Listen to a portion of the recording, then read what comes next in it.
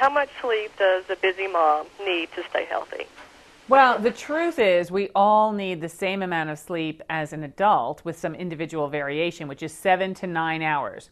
The fact is most supermoms are getting 6.5 hours a night or less. And what's worse is when, especially when your children are young or teenagers, as in my case, that sleep can be interrupted. Yes. Okay. Is it important to get in like a bedtime schedule? Yeah, and a what bedtime. tips do you recommend to moms? Right, a regular bedtime is extremely important for adults as well as children. And as mothers, we're all focused on the kids' bedtime and the kids getting adequate sleep, but we need that also. And of course, one of the things that supermoms typically do, and I've been there, done, got the postcard, is that we take care of everybody else and we don't take care of ourselves. But the most important thing the kids need is a healthy mother or healthy parents. I agree. And today, everyone has like a TV in every room. And at our house, we have a no TV in the bedroom rule. And that's a very, very good rule. That was my next question. Yeah, I have that rule also. Because that would affect, I think, your peaceful atmosphere of this is your room for sleep. Right. And for grown-ups, your bedroom should be for sleep or sex. Exactly. The TV should be off or not there. The internet should be off. Facebook should be off. And also having a regular wind-down routine. Again, this is standard advice in every parenting book for the kids, but we don't do it for ourselves. And the laundry will wait, the dishes will wait. But the other thing that's extremely important is having what I call an inviting bedroom atmosphere. And that doesn't necessarily mean candles and flowers, although if that does it for you, that's great. But also, you and your partner need to think about, is your mattress comfortable for both of you? First of all, we're supposed to change our mattresses every 10 years, and most people I know don't even remember when the last time was that they bought a mattress. I actually did buy a mattress in the past couple of years because I found that when I was sleeping at a particular hotel chain, I was getting much better sleep than when I was sleeping at home. Now, part of that problem was that my husband was waking me up. So one of the things that I was looking for was the Simmons pocketed coil spring technology, which limits motion transfer. Motion transfer is when one person rolls over and wakes up the other person. And that's extremely complicated if you've got other people in the bed, like little people, children, or pets, where you feel everybody's motion. And nobody sleeps well in that circumstance.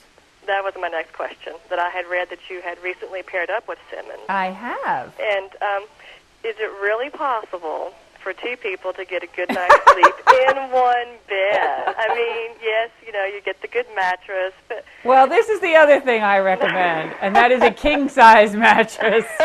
Like, you go over there, and I'm over here. Yeah, well, that is also helpful. But like anything in a marriage or in any relationship, it's a negotiation.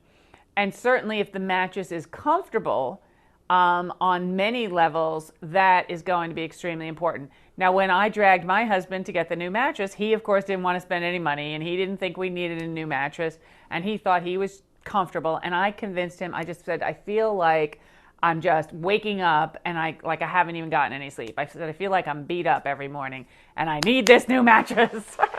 So he gave in just because it was important to me. But I will tell you, after the first night, he was convinced that this was a huge, huge improvement for us as a couple. And as you know, when mama ain't happy, ain't nobody happy. And, I know for me it's important because, my mind doesn't stop at night. Yeah. So I find that if I write things down, then I know, okay, this can wait till tomorrow. I have to do this and I have to do that. But it's written down, so I'm not going to forget, so go to sleep. That's a great tip. I do recommend that people keep a notebook by the side of the bed to write down those things. Because, of course, if you're jumping up out of the bed to go write something down, that can be disruptive and a nuisance as well. And I think that brings up another really good, important point, and that is what works for you. And when we're talking about couples negotiating these issues together, I think we really have to have a frank discussion about what the problems are. And if the problem is that the mattress is not comfortable, you can easily fix that. But if the problem is that he snores or that she's waking up 3 times at night to go to the bathroom, that might be something you need to talk to your doctor about. Yes, that was another question. You're so good at me. Oh, thank you. When all else fails, what do you think about over-the-counter medications or short-term prescription use? Well, I think it's important to acknowledge that 30 million Americans are suffering from what we call chronic insomnia. Chronic insomnia is not being able to get a good night's sleep for 30 days or more. And that is a torture tactic that they use for criminals, and political prisoners. And President Obama has outlawed that for the treatment of prisoners. So why are we treating ourselves that way? But a couple of things about over-the-counter versus prescription medicines. First of all, with over-the-counter medicines, there is a belief system that because it does not require a prescription, it is quote-unquote safe. All medicines have side effects. A couple of things I worry about with over-the-counter sleep preparations is that they include more than one ingredient, and you may be getting those ingredients in other medicines. So, for example, one of the common ingredients in over-the-counter sleep medications is called diphenhydramine.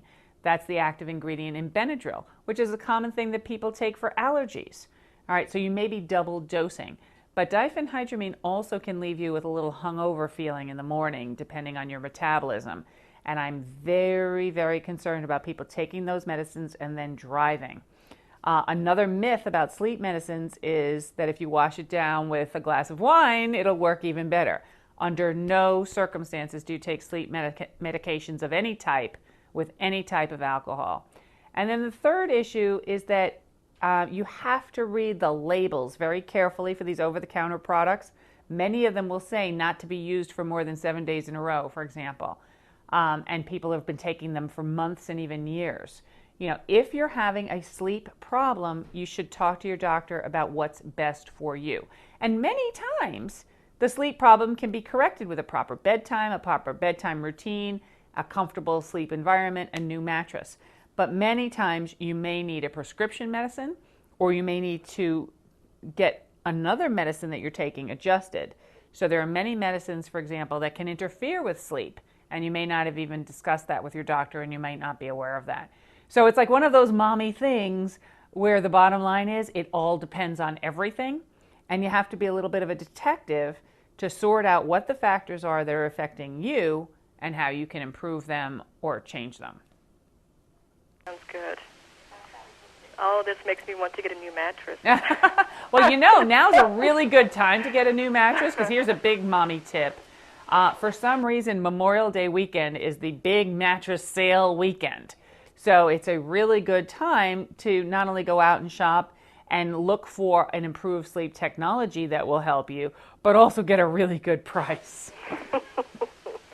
Well, thank you so much for talking to me. I really don't have any more questions. Well, great. Well, I wish you happy shopping.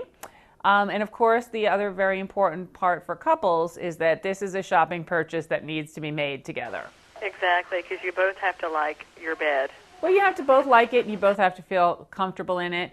I think your mattress salesman can be a good source of information, but also Simmons.com has some mattress buying guides online available for consumers, which I think are very, very helpful when sorting through.